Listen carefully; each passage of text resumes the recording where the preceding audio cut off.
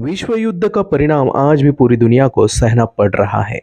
इस महायुद्ध में हजारों लाखों लोगों पे दुखों का पहाड़ गिर गया था।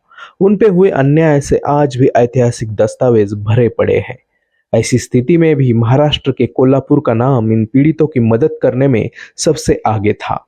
दरअसल दूसरे वर्ल्ड वॉर के दौरान हिटलर की क्रूरता की वजह से डरे हुए पोलिश नागरिकों को ब्रिटिश सरकार के विरोध में जाकर करवीर और जामनगर के संस्थानिकों में आश्रय दिया गया था। करवीर संस्थान ने 1942 से लेकर 1948 तक वड़ी यह जगह पोलिस निर्वासितों के लिए एक घर बन चुका था। पीएम मोदी ने हाल ही में पोलैंड का दौरा किया। उन्होंने राजधानी वारसा में कोल्हापुर स्मारक को आदरांजलि प्रदान की।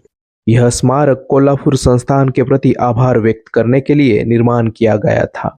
भारत और पोलैंड की दोस्ती की पीएम मोदी ने प्रशंसा की। पोलैंड के मराठी नागरिकों से पीएम मोदी ने मराठी में बातचीत की। जब दूसरे विश्व युद्ध में चारों तरफ अफरा तफरी थी, ब्रिटिश अधीन होने के कारण भारत भी इस युद्ध में शामिल था। इस युद्ध का पहला बड़ा इम्पैक्ट पोलैंड पे हुआ था। वहां के जू नागरिकों के नसीब में निर्वासितों की तरह रहने की नौबत आई थी। यह देश पूरी दुनिया की तरफ मदद की नजर से देख रहा था। तब उनकी मदद के लिए भारत के दो संस्थानिक सामने आए। एक था कोल्हापुर और दूसरा था जामनगर।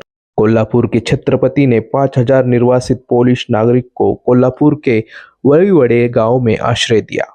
इन लोगों को कोल्हापुर ने अपनाया और इन लोगों ने कोल्हापुर की संस्कृति और कला को।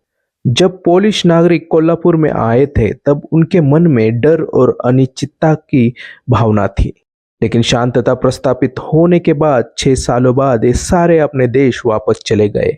उन 6 सालों में जिन नागरिकों का जन्म भारत में हुआ था, वे लोग आज भी अपने आप को भारतीय मानते हैं। आज की इस नफरत भरी दुनिया को भारत और पोलैंड के रिश्ते से बहुत कुछ सीखने को मिल सकता है।